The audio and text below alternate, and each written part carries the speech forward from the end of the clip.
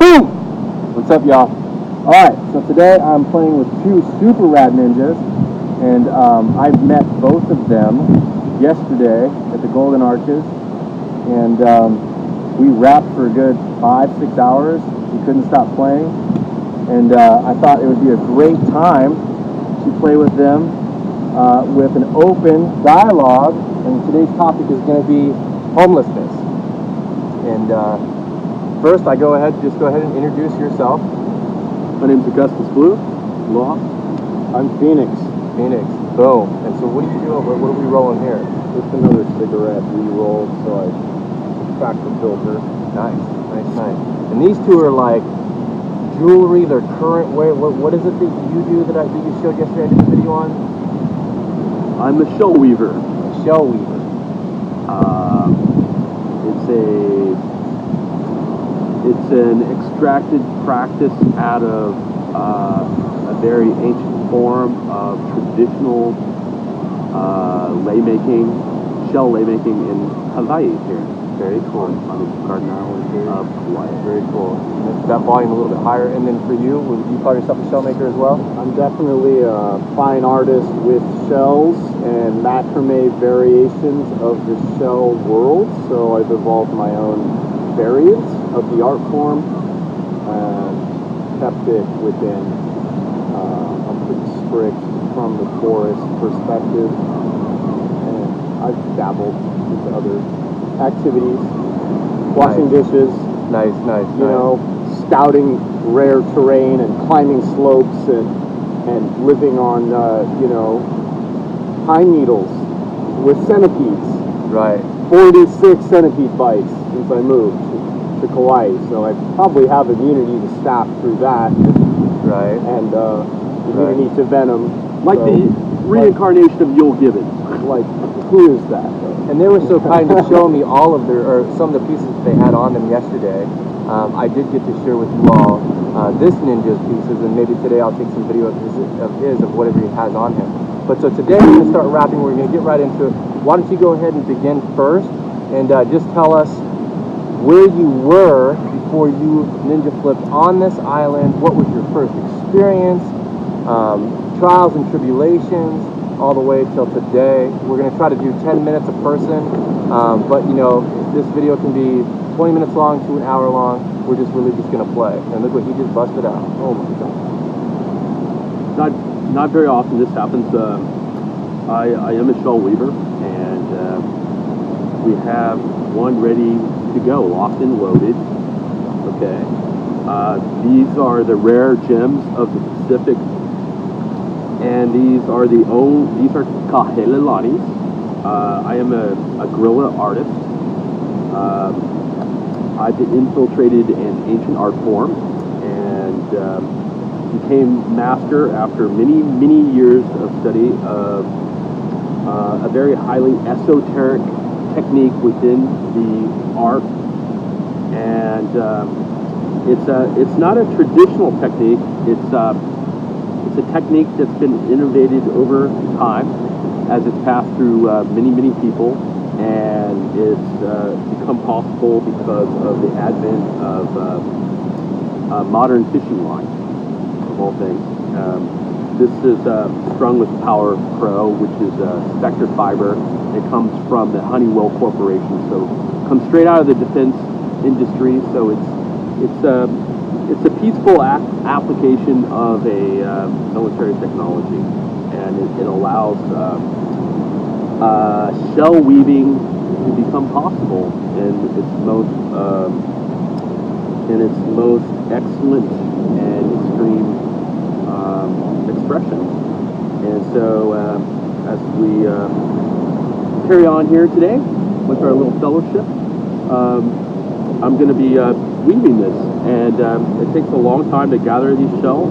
These are the crown jewels of the Hawaiian monarchs, and I was seduced by these shells 17 years ago when I first encountered them on the Big Island, where I had been the recipient of a terrible car accident.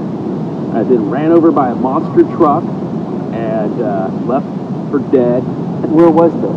This was in Kailua Kona on the Big Island, 17 years ago, and I had come to the Big Island to be a flower farmer, and little did I know it, but I had paired up with a closet Satanist, who I subsequently found out was a total freak when I showed up to his homestead in Ocean View, Torres subdivision. That's the largest subdivision in the world. It has 100,000 1-acre lots on crucified lava, and this crazy brother or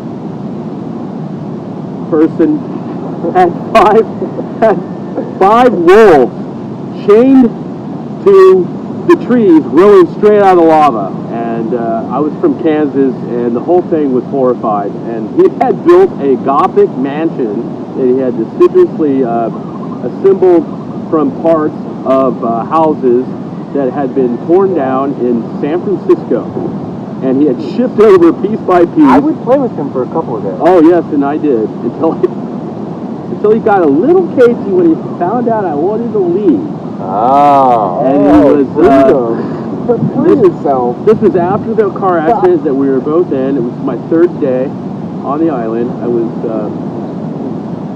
came straight from Lawrence, Kansas. That's right, a plainsman, out in the middle of the Pacific, out of my depth. Inadvertently hooked up with a Jewish Satanist. What injuries did you sustain from the car accident? A Khazarian renegade. What injuries did you have in the wreck? I had my elbow impaled here, and then I had a huge chunk of my arm ripped out here. Oh yeah. And Passenger side driving. I was on the I was behind the driver's side in a little 4-banger Nissan, probably like an early 90s Nissan, and this monster truck that was illegal T-boned our car as it was coming out of as we were zooming down the highway, coming out of this large parking lot. And the only reason I lived is because the truck was so far off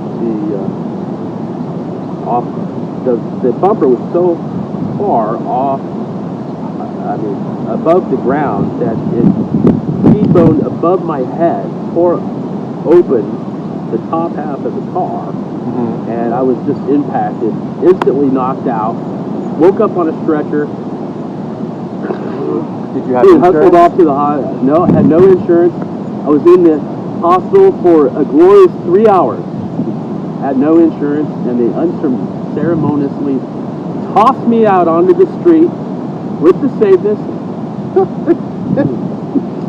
And after they had patched me up and sewed me up, and I spent the night underneath the old movie theater.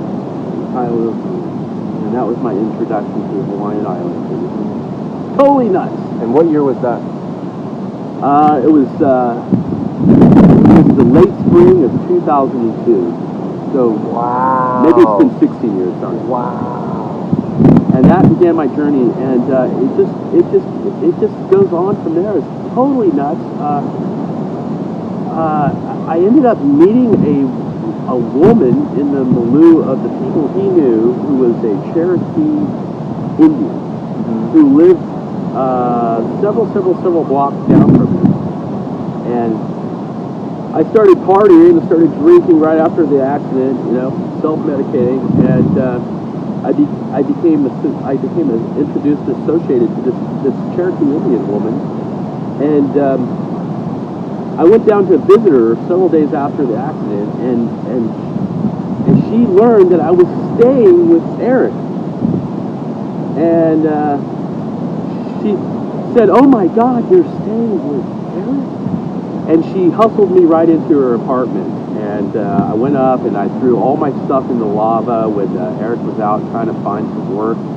He was deathly afraid that I was going to leave, and I wasn't going to buy the 1/4 acre of lava from him, and I was going to leave him high and dry, which I subsequently did. because he had 5 wolves chained to trees growing out of lava on his, in his Gothic mansion in the middle of a crucified lava field. It was totally nuts. So you ninja with her? Did you stay with her? I stayed with her for 2.5 weeks, and I wrote about the whole thing. I got drunk, I fell down on the lava, I injured my shoulder on top of everything else, and she was so nice, and she was so gracious that I decided that I couldn't impinge upon her hospitality, and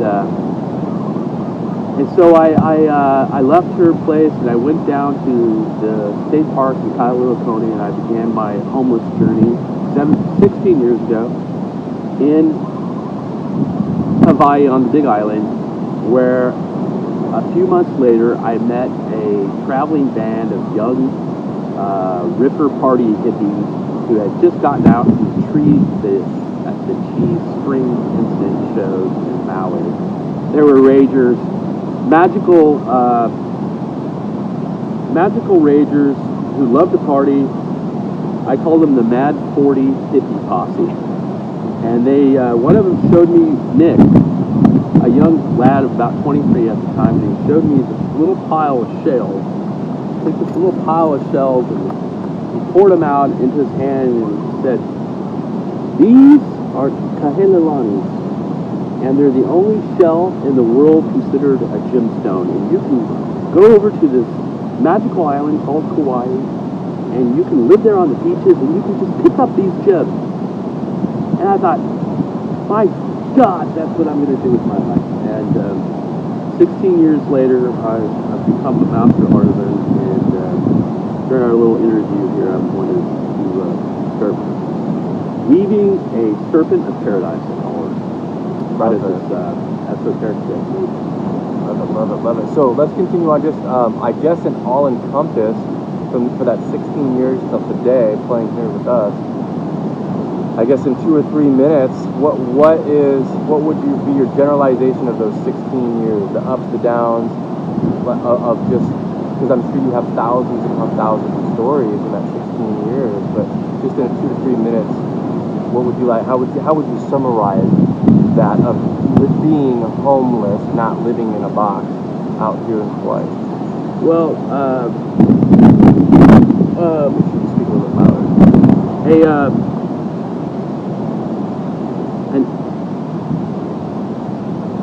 I would characterize it with the phrase "the way of the shell." The way of the shell, and the way of the shell is living a free form on the beach, communing with free spirits, and basically living hand to mouth, not knowing what's going to happen from one day to the next, one moment to the next, and just living with the people that you encounter that are of like-minded in spirit, and loving them and sharing and living a simple life in paradise. And it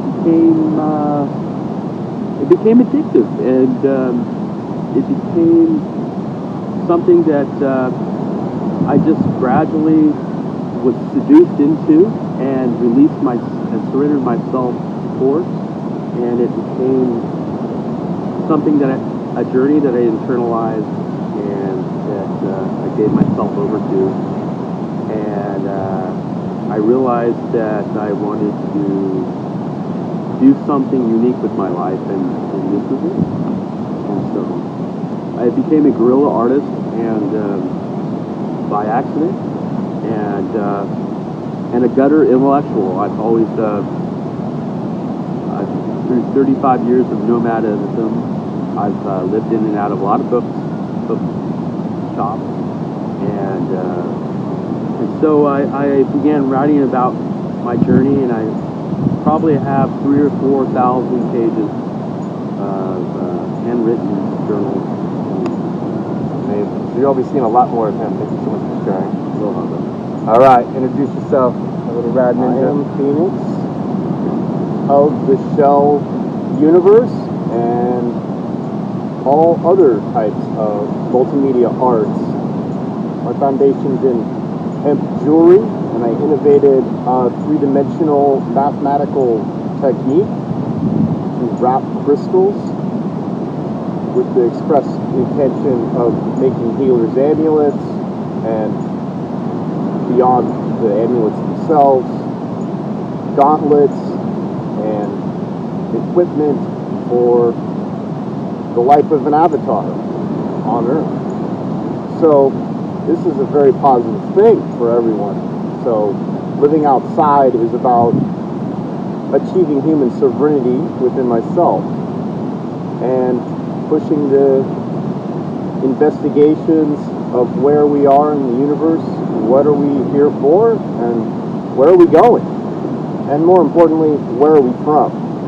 So I'm an expert in ancient religion and esoteric mysticism and the Emerald Tablets and all other ancient works that point to our origin, which is not of this earth, including our civilization. Its entire design and mechanisms is all from the breakaway civilization of the dreaded Nibiru. So I've throttle pointed myself into the past to determine where are we now in 2018. What happened in 2012?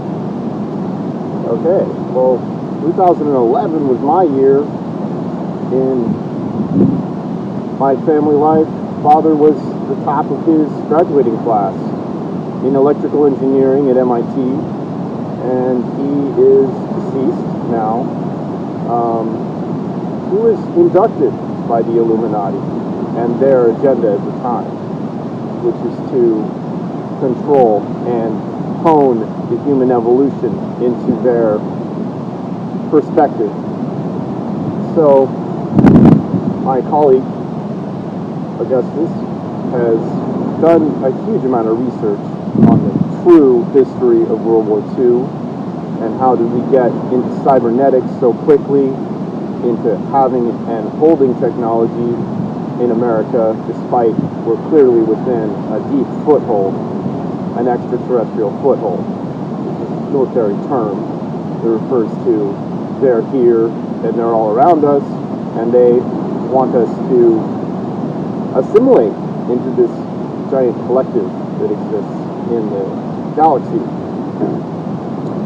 This is a technologically sentient collective, and it's independent of the process of natural races forming in the galaxy. So I'm certain that our origin comes from the Anunnaki directly, not as a seeded race, but in this chapter of human evolution, we are in fact the direct bloodline of Lord Enki, who is the progenitor, and you can find this out yourself by reading the Lost Book of Enki by our great benefactor Zachariah Sitchin, who precedes us in his work. There's never been a time in human history where you have more documents available to look into the past and determine where are we from. Where did we come from? In 2011 or 12? 2011. I hadn't ever been here in 2011. I came here in 2012 after the wars with the Greys finalized. So I'm the preeminent front man in locating a stealth craft that at the time I wasn't aware that it was a stealth craft, but I was assaulted by a massive tetrahedron vessel. I was able to locate its position in the Atlantic near the United Kingdom on 90 miles due southwest off the shoreline underwater. So I felt in my life I had already laid the platform into my human evolution to make a pocket within the human energy field to provide for the home or the logos to have a leadership-oriented spirit. So this took the entire lifetime, and in fact, through my adventures and psychonaut charting of my own timeline, discovered that the genes that make me up were in fact tuned to the logos. Noggle was a boy before I was born, and it was keyed to specific individuals. The logos is a part of the co-creative dynamic of the entire design of the universe. This is what we all benefit from. Every child born is born of a co-creative dynamic. We have our fertility. This is great. And the individual that I was teamed with was a very difficult person to work with. And so we were not in an alignment during our lives. We contested with each other tremendously. And I simply went forward with my research in fighting the Anunnaki. After discovery thereof,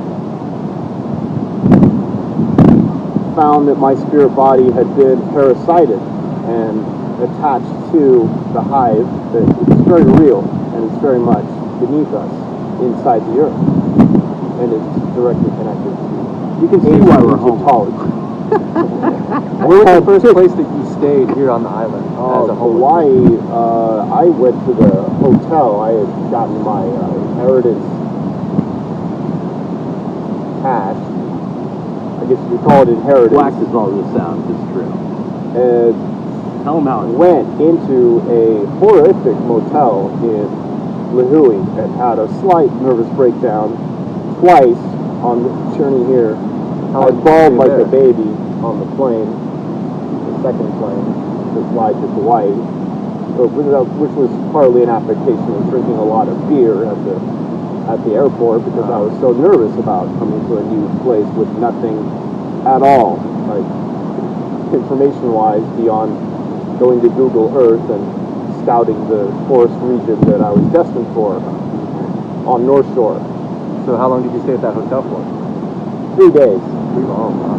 So I was there 3 days, and I booked the hotel in Eastside, and baby stepped myself with all my massive amounts of equipment. Right.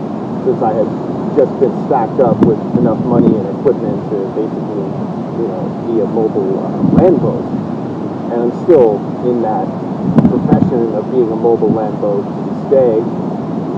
This is the life kit that fruits these masterpieces. Yeah, show them those. I'll show them to them. And Of course, while you describe it. this is the masterpiece of the hour that was spontaneously thrown together during other custom orders. So this piece is a rare chevron macrame style lay, because the shells create a chevron. It's very elastic. It's very high proficiency poking. So I've perfected poke with Dremel bits and all of the other wonderful tools that we have in our modern age to create these wonderful masterpieces. So these are 19 to 21 inches, and it is an elastic cable on the end, a new method for this year, which is simply to make a chain of knots. And wow, look at how clean my knots are. That's sales worthy. This individual piece here with the Momi centerpiece, the Momi chevron, is the original chevron, which was a bracelet, and then it got inspired by another artist to include the Opigi shells, which is one of the shells that is not commonly in use.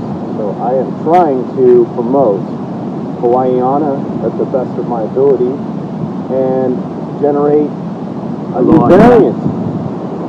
And it's in 150. Boom, like that, with one of the predecessor models of this variation. Very nice. Thank you so much for sharing that. Let's go back to the homelessness. So you ninja flip out of the hotel. You mentioned something about getting on Google Maps and checking out food forests or forests. Is that what you're... Hideaways. Hideaways. Which is a neglected forest.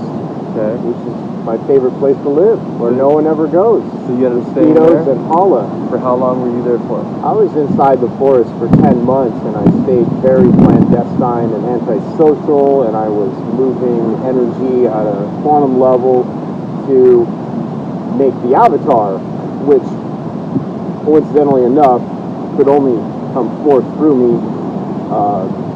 within enough solar energy.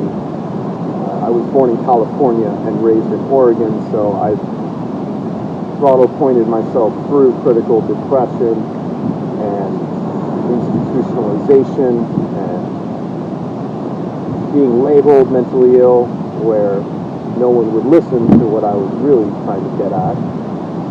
So everything really in this last 31 years of homelessness directly ties into my exopolitical journey and research. So I have been trained, and that has all happened against my will. So you've been trained. So I've been trained. Tell them what your training's been in, Phoenix. Tell them what your training's been in, Phoenix. I've been trained in the art of astral navigation and remote viewing, and all of the related facets of the old esoteric world that are real to this day. The people who design these programs, they have had the same bodies for thousands of years. It's not new to them to generate a warrior. It's kind of like a toss of the dice. So I'm not the only one, there are thousands of people on the internet talking about their victimization programs. I guess the most polite way to say it would be that Father was inducted by the occupying inner earth dwellers and their contingent of forces that are very real and very much in the star system and very much in need of the resources of our planet and otherwise. The raw energy of the human individual, the metal, the food, the water of our jewel of a planet.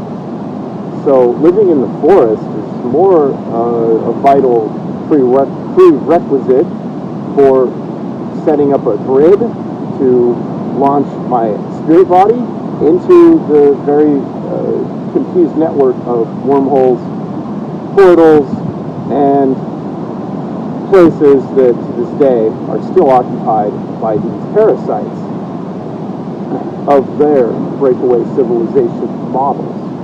If you could imagine, breakaway civilization, I mean, is a type of organism that is willing to eat up all of the resources of the world for its technological master, which is essentially a sentient machine that lives very much in this galaxy and is controlled and directed by the living force of Nibiru itself, the planet that decays.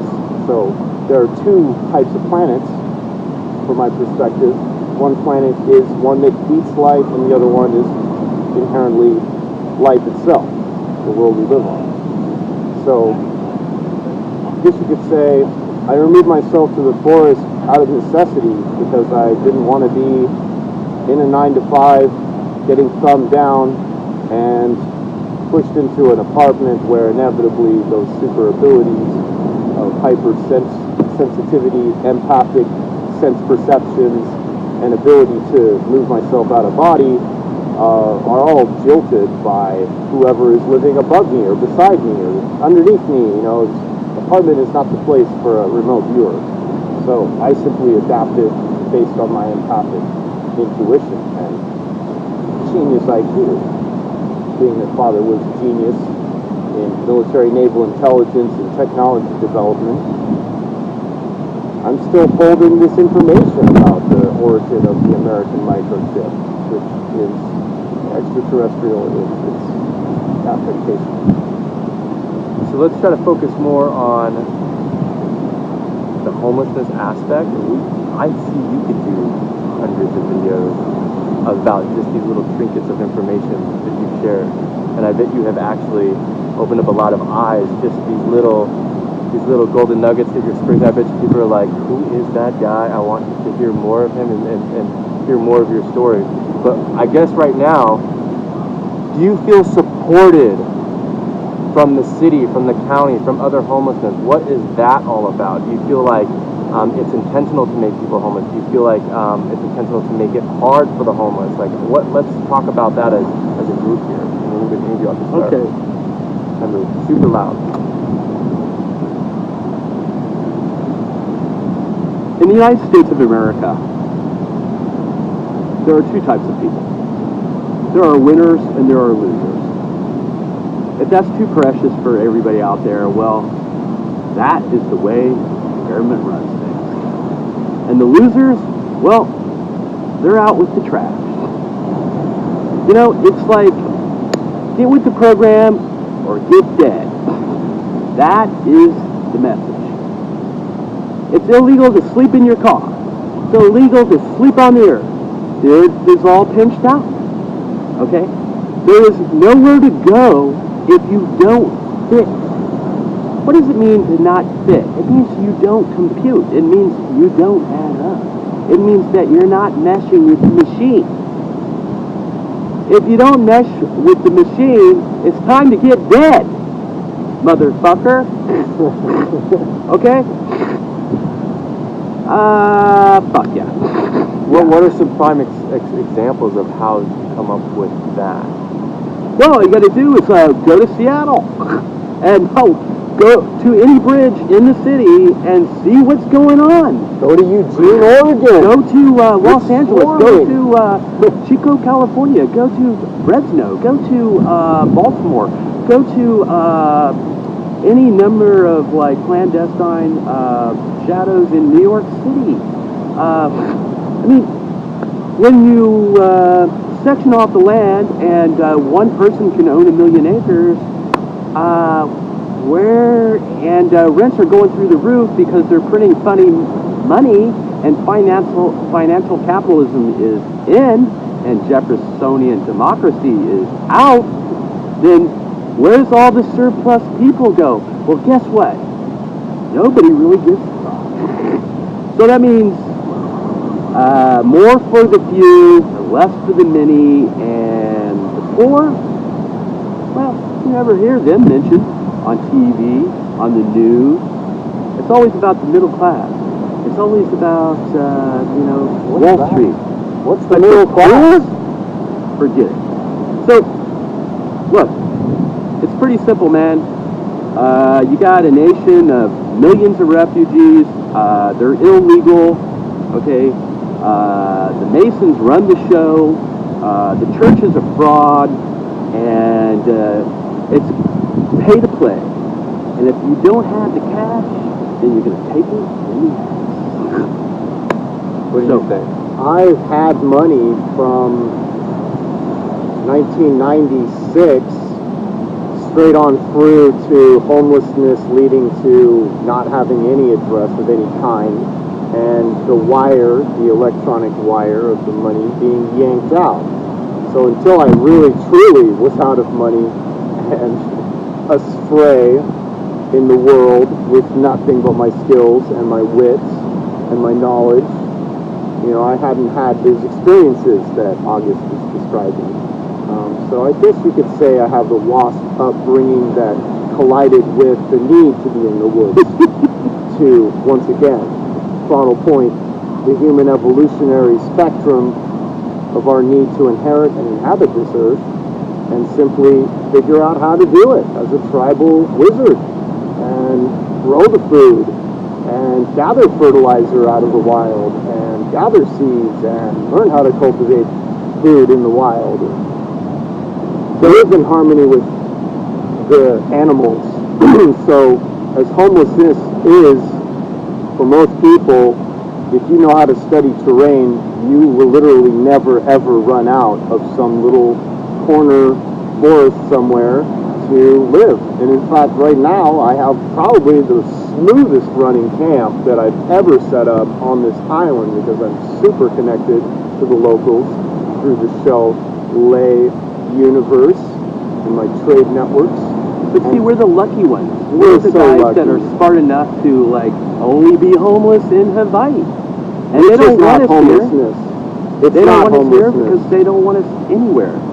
Well, What makes you say that? What makes you feel that? What are some examples of government or rangers or police that have said, we want you out? If people cared about the homeless, what they would do is empower the homeless to become constructive people.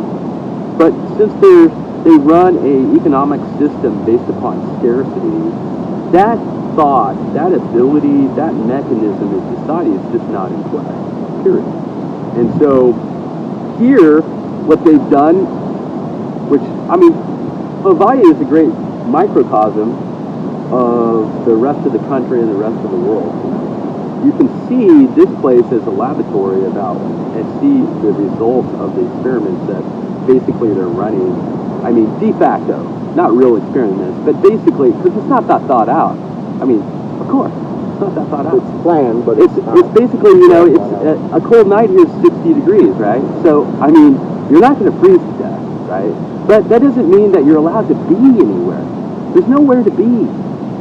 You can't just go to the middle of the island on state land because you'll be hounded out by cops. You can't just sleep in your car because you'll be hounded out by the police. See, the police work for the rich who own all the property, who empowered all the politicians to write the laws to say that people can own some section of the earth and nobody else can go there. Well, that's fine, but they're not really fostering life. They're fostering profit. Life and profit are, at this point in this economic system, diametrically opposed. So basically, all the wild spaces have been eliminated. So there's nowhere to go. And so you're basically reduced to living like a roach. I mean, period. There's nowhere to go. Nobody wants you. You stick your thumb out. Nobody picks you up. Maybe a good Samaritan on a great day, Wednesdays at 5. You never know. But, I mean, by and large, the graciousness that allows humans to be human it doesn't compute. It's not economic. What support, if any, from maybe a church, a food kitchen, a private citizen, anything like that, it has been pretty negative? Has there been like one spotlight, one sign of hope, anything like that can be considered a tool, that maybe we could have more tools like that to make the quality of life a little bit better, or even better enough where that they can then just flip into something else like a trade or a school or some type of program? Have you received anything like that? I've applied my agriculture skill directly to the Church of Pacific Community Garden, where I was very much not in charge of the garden for 4 years. And this was here on Kauai's North Shore. Did you live there too, or you just? Due to the poor behaviors of the previous homeless man trashing the place, the church punished everyone to follow thereafter to not live there. So, thanks to him and his tomfooleries, no, I wasn't able to live at the church. So I would spend a ridiculous amount of money on equipment to get to hideaways or to any of the other remote areas in Princeville so that I could volunteer there and pimp their garden out. That's called de facto collective punishment. Right? 4 rounds into it, I am struggling to summon the calories and the force to get rid of the guinea grass and the other hostile weeds that the Westerners brought to this beautiful island. And it's a pain in the fucking ass, because you can plant seeds and then they get eaten by bugs. That guinea grass is no joke. It's like so horrific. You can't even wear shorts and get rid of it unless you push it aside and put a staff on it and then get a ripper saw and go at the bottom and rip the thing out, and then you got to get a pitchfork. And, you know, it's like a goddamn fiasco. Anything else besides the church, maybe? There's a Malama Aina Forest Preserve in Kilauea. What does that mean? What does that mean? Malama Aina means care for the land, and Aina means earth, and Malama is one who cares for the earth. So this is a place that's preserved 40 different species types of breadfruit, and they have a ton of other rare things. They're a really well put together outfit, which could very well be my next gig, because I'm just freaking stewing in goddamn a tide pool at the church and watching the wolves of their church cruise around like they own everything. So not one incident. A very positive situation up there. Not one random incident of kindness from just a person that you do not know. Plenty of kindness. There's tons of kindness. Right. There's tons of people that you don't know. And that group has been flushed out of Hyena because we have a rogue faction within our government that has been attacking hyena to keep it richy and cozy. The money Which power, is really a very the money negative power thing for everywhere America. on this earth is squelching the graciousness of people because it Yes. does not compute, it doesn't work. You will be get smacked for being kind. It's just like the way all over Florida and other parts of the country, they're actually outlawing feeding the homeless. Imagine living in a society where it's illegal to go and feed the homeless in a city park. What kind of society has any hope or any future or any pretense of being advanced or having a future that won't is even not a allow society yet. its citizens that have to give to those? Now, how are you going to proceed with the rest of it, with education, with housing, all of that, if even at the grassroots level, you're not allowed to? Off-topic question: is it illegal to feed the roosters?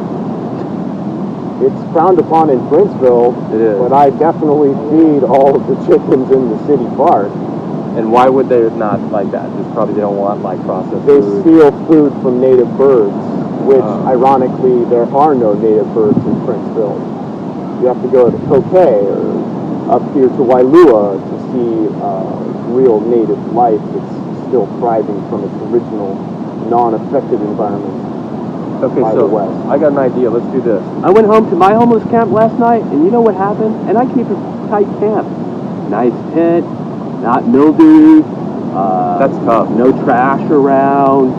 Okay. Terrible. You know, I'm an advanced artist. I have a high IQ. I'm not a piece of shit. I don't want to be around pieces of shit. And I came home, and my door was open to my tent. Somebody robbed all my food. They took my chair, and they took my umbrella. Okay? I'm living in the woods. You have to, like, go out of your way. You have to go trekking, you know, with goggles to get there. And they just robbed what I got. And it was somebody that drove into the parking lot above where I live because I found the garbage of my food strewn on the path leading out of the park I live in. So, I mean, when people are going out of their way to hunt and steal from the homeless, okay, where is the win in that? Hey, as a generalization, through your guys' experience, who generally is doing the stealing from the homeless? Like from your situation, Drug addicts. Is it you, drug addicts? So let's talk about the Amphetamine drug addicts. Let's Amphetamine. talk a couple minutes about that from your experience. The scourge of the poor, other than the rich, are the wretched poor hooked on bad drugs. So, an unenlightened policy of government to outlaw drugs in general is very bad because that means only bad drugs will be available, which turns people into a zombie, which means that you're breeding an apocalypse of the undead, which is what meth use is. Everywhere across America, the grassroots is being shredded, eaten, and composted by poor methamphetamine. Period. What's your experience with drugs? Have you seen needles? Have you seen people using it right in front of you? There's definitely an increase in hard drug usage this year, and this is probably an affectation of less space on the island. And because the authorities are importing The it, hyena, and yes, there's a very, some very people are arrested, well-connected other people are syndicate. protected. You know, only the right people are allowed to profit from illegal, horrendous drugs. The rest are to be railroaded into the prison and industrial complex where they can be profited from by composting human beings. So, you know, in America, right, the poor are recycled through the prison system. The middle class are recycled through the medical system, you know, and the rich are to be busted down to the middle or the poor, and it's only the ultra elite that are to win in this game. How many people have stolen from, or how many times, if any, has someone stolen from you since you've done the island? The first masterpiece was stolen due to complications of my Incredible piece of work. political One work. of these? No, Oh. I was in the forest behind North Oleomanu for an entire season, and I gathered a huge quantity of purple momi, which are rare Say that amongst louder. all shells. A what? Momi means pearl, Hello? and there are so many of these Hello? pearly How's it? shells on this beach, and I studied this beach like a hawk. And one day, yes, there were these little tiny spherical balls of clay of Hawaiian soil that were being washed ashore. And I also had learned that some of the landowners had just bulldozed earth into the ocean, into the reef. And I feel that is very likely the main cause of purple momies, which is everything from a light skin tone shade to a deep dark purple momi that gets turnbulled in the reef with seawater. Purple momies are the rarest momies in the whole traditional lei making art, and they're produced by one beach. One place, one beach on Earth. That's about 20 feet like wide. 20 to 1 as far as rarity to any other momi you'll ever encounter anywhere, And as momies far as are how it super rare. looks. So I was in the trench on a nini with the tweakers and their endless need, and the 40 count felon who is in jail, 40 count. the monster, who, as a Taoist, I share with everyone. Everyone. I treat them the same, like the sage of old. He is good to those who are not good to him. He is good to those who are good to them. So I'm looking to generate this in myself, my own life path, and be universal. In the case of combat with an intruder force that's an electromagnetic specter of force that is inside of you as a factoid of the cybernetic age and can transmit data seamlessly into your mind, yes, I gave up the piece of jewelry because I was protecting my apprentice, Luke. So heroic Luke was looking to smoke some weed, so we were on that menu item, and within that, and wanting to keep him safe, I was trying to get rid of Daniel and Jesse at the time. So I was, yeah, it's over there, just go get it, get rid of it. Kind of, I don't want it anymore.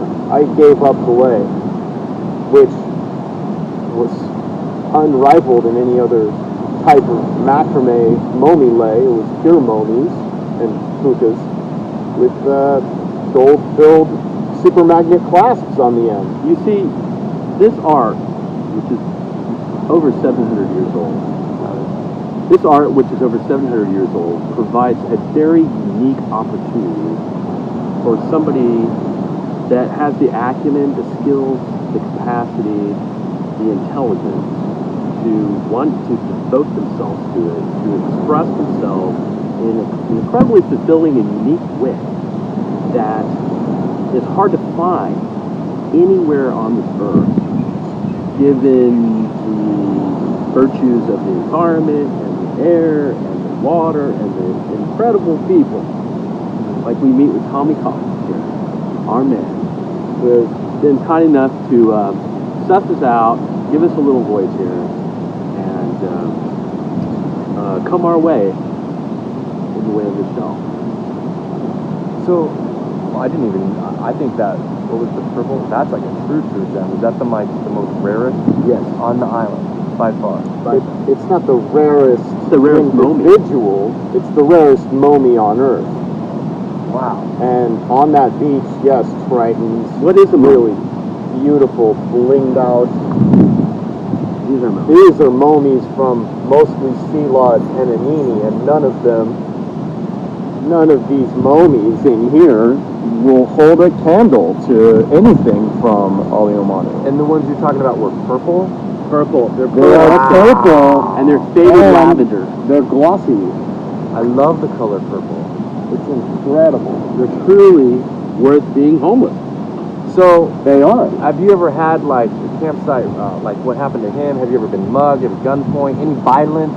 I've never been mugged at gunpoint. I've had every single camp that I've ever lived in. All of the camps have been discovered. Ransacked, all of destroyed. them, every come single back? last one. I wait 2 years or 10 months. It's And only then I a just matter go of get new time gear. before your refuge point Right. is discovered. The smartest and way to do obliterated. it is to break down all your equipment and keep it as clean as a whistle. That's why people wear backpacks. If you plant food in the same region and you get caught by the authorities, you can, hey, I'm the beach cleanup crew. And now at Walmart, they And- won't let you in the store with your You backpack. can't get in. They will not? But No. they're not. So what do you do? You have to put it in a locker. And if it doesn't fit, You're not going in the store. tough titty. Tough titties for you. I mean, All how right. many poor people No support soup for you. Walmart? I got an idea. In 2 minutes or less, what would be maybe 2 or 3 suggestions that would help you instantly as a quote-unquote homeless person, that the government or the city or the county or private side, whatever it is that could assist you? That's a loaded question. It is, right? It We are is. only homeless because of the behaviors of the imperial state. It doesn't value us, like Augustus has been saying. Not only do they not value us, they presume to own the population. Give us some land. Own the homestead. population and Homestead. cyberize the population and just do what we say and go, don't vote, Living go primitively is produce freedom. food Solar and then power, hand it over water, to the gods. gardens. All you need is a little. Thomas Jefferson said, would it not be that everybody had but a small portion of land, for the small landowner is the most precious art? America was invaded by the economic interests of the royal crown at the onset of our nation. This country will never form unless we form it now and stand up for what we are.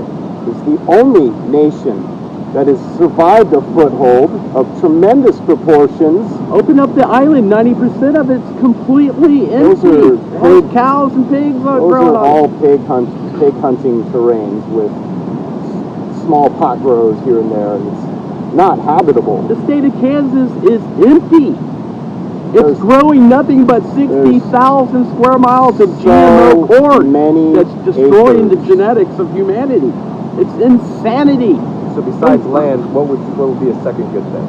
Because that seems like it's just like a no-brainer, right? Will it ever happen? Who knows? But besides land, what would be another good tool or resource that could be gifted to any human that wants to play on this island? I would just change topic, as we're not here to mine resources for anyone. We're just evolving and looking to express that evolution of the logos. Phoenix and I have exploited an opportunity of our own disenfranchisement to move into a minuscule area of opportunity that is yet diamond in nature, and to use it as a point of opportunity for fulfillment by participating in a divine art. Dude, I love that. Yeah. I love True. it. All right. Despite the cash not reflecting how many pieces I've made, I've produced an obscene number of pieces. Masterpiece. Most of them That have you been have to sell for traded a for song. a minuscule portion of cannabis. That So, would be a great ending point. if but I would I- have to, oh, go ahead. Yes. trade with the right trader, then I can purchase my own time for the exopolitical responsibilities and otherwise, where I'm a diplomat like my father was during World War II, and I'm following in his footsteps, and I'm interested in improving the nation through political actions, where we get out into the open and use the internet as our litmus paper to test the revolution slowly, because I'm not an advocate for physical revolution with guns or with taking land, or we're a borrowed species. Our species has been borrowed. Our bodies have been borrowed and used as tools. We've been shoved into the corner on our home planet. That's over now. We're in Aquarius. We're going to make a new global species. And I would call that, I would actually give that a scientific designation, given that there is a genetic program to upgrade the species. I would say that I'm well within Homo novus. And I'm interested in educating Homo sapien being one who knows itself. Homo novus. So it's high time that we discovered our origin, and that we are actually living in the shadow of a massive breakaway civilization that does have advanced technology and ships and political clusterfucks with other organisms that don't show themselves on Earth. But we are primarily from the Anunnaki. That is where our species originates from. The road layouts, the glass, the mining, the resource acquisition, these are all applications of an alien imperial model of society. And we are better than that. We are the Logos, and we all hold the primal atom. Every human being holds the primal atom because it was gifted by the Primus to all humans. The Dalai Lama told us, period. The government should get out of the way. Form of incarnation that you can possibly be. And I disagree with Augustus about the government, because our big brother is as much a victim of Anunnaki oppression as any other race. And I've relied on them in combat for information and for terrain access and for confirmation on what we were doing to eliminate or quell the aggressions of the Greys. So there's a lot going on in 2018, and recent research to Ashiana Dion's truth has shown us that this is a very hard, tumultuous year. This year started with me getting pounded into the sand by a freakish former Homeland Security narc. He was high on meth, and he lost his mother, and a beautiful man who turned to drugs and gave himself cirrhosis of the liver after his mother died, and is a beautiful individual, actually. But we're very rich, actually. But a violent sociopath nonetheless. And so I was on the bus with double black eyes, talking to the bus driver, getting harassed by him for throwing down at a very rare beach that no one really goes to, because it's impossible to find it. And yes, it's another Haley-Lani mine and otherwise, and a portal to other dimensional space. So I was there on that beach, running clandestine maneuvers against the Nine. To their credit, the cops in Hawaii do a really great job of just leaving people alone unless somebody calls. And I'd like to give them a personal salute for that. They thank me. I'd like to give the police of Hawaii high salute, because they're probably the most benevolent cops in the whole country. They actually are good police because they do their job. They don't go out of their way. They fuck people up and jam them up and railroad them into jail, you know, like they do in California. Like in Oregon. Or make a lot of money on it. Or like that beautiful homeless man who was running for his life through the woods away from the cop in Eugene, Oregon, who is no longer with us. For all you people who live inside, quit hating the poor. Stupid. Well, I've seen 3 Aloha. cars. Hello, I got you. And that's it. But I've never spoken to one. No one's ever approached me. But I agree that they are pretty lax. Oh, they're pretty chill. They're pretty chill. They're pretty chill. I was going to my campsite last night, and they zoomed right by. They had their lights out, but they didn't stop and ask me what I was doing, where I was going. They didn't interrogate me. They just left me alone. Most homeless people just need to be left alone and have a place to find. Right. All right. So this is how I like to end it. All right. Who or what inspires you?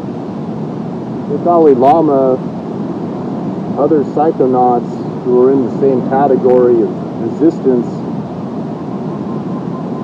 world leaders that are shoved into a corner by horrific corporate interests that are largely backed by alien agendas. Even Trump. he's a good ally. We have a new perspective on the political atmosphere on our I think planet. our poll ratings just went down with the mention of Trump. Trump is actually one of the better things that's happened in this nation because he's not really a Republican or a Democrat. He's an independent, business-minded person. We like him because he is very, very, very astute and intelligent. And their efforts through the MKUltra program to create a new race of organism has been totally successful. So my perspective on the man is all happening through telepathy and the presence of embedded technologies in my body. So, who or what inspires you? Who and what inspires me? First of all, and I'm not just saying this, guys. This man inspires. This man walked away from tens of thousands of dollars a month, is taking his skill, his acumen, and freely giving it to the gracious people who come into his path, and just giving it away. Giving of himself, and that is the Logos. That is the Christ-like consciousness that inspires more of the same. Inspires people to become better human beings themselves. And so it's the people who go out and are willing to reach out to their brother and share with them graciously, without expectation, without judgment, and just to give a little mercy, give a little forgiveness, maybe $1 or $2, a smoke, a joke, or a toast. Just give a little. But being so goddamn greedy and hunkering down and so mean. Where did the word, logos, Logos is the true name for Christ. It's the word. where did it come from? It's Greek. I thought locust was a bug. No, Logos. Logos. The Logos. Does it spell like logos? Logos is the living word. It's everything is that's created into this world is of the Logos. The logos. Yeah, all creatures are of the Logos. All trees and birds, all words are of the Logos. It's the primordial vibration that creates all things and brings all things into existence. So all you have to do is to reach within and to bring it out and to give freely in grace. And that is of the Logos, that's of Christ. That is what this world needs. That's the way. And that's what these shells represent. These shells represent extreme beauty that was freely given to this whole creation. And that's why they're sacred. They are based upon the Golden Mean Spiral. And that is the mathematical underlying structure of the Logos, is 5. It's all very mysterious, but it's all very simple. Just give. Be aloha. Love it. Foster life. Well, thank you, ninjas, for playing with me. No, thank you. You're the man. Oh, you're I love welcome. it. You're welcome. So I'll probably y'all will see a bunch of more videos from all of us, maybe one-on-one, maybe some group videos, and check them out if you have any comments, any questions about these and any other questions or comments, because these two are pretty enlightened ninjas, and you probably heard a lot of words, a lot of things that you might not understand. So if you're interested in the comment section, put that below. And let's just, so I can look back at the video, what topic would you like to talk about next video? Anything. It could be anything that's on your mind, in your heart. I'd like to talk about the amazing works of Dr. Joseph P. Farrell. 2 R's and an L. Yay. I don't even know who he is, so save it. Save it. I'm excited about The that. most important author in America today outside of Wendell Berry. That's awesome. That's awesome. That gets me excited. And you? Above anything else is the recent event, which we call it the Event Horizon, which is the summoning of massive resistance force, having unified the other two logos, Awakened Beings, this year, 2018 marks the beginning of the public logos in me, which is in everything, as we've already mentioned. And where are we at with the exopolitical world? Does the exopolitical world need a point man? I think it does, and that's me. And we need to talk about what is exopolitics. Politics is the study of the relationship between human beings and extraterrestrials, which, for our species, since they've been here before us, we are in a rare category of humanoids in the galaxy in that we have never been free of their genetic influence. Sorry, From the kids. start, Reality is not defined by CBS and BBS. is It's subject CNN. to change without notice. Reality itself is being revamped in our minds. Boom. Thank you. Thank you. See you all soon. Aloha, guys. Yay! How fun is that, right? Legit. That was great. Bye.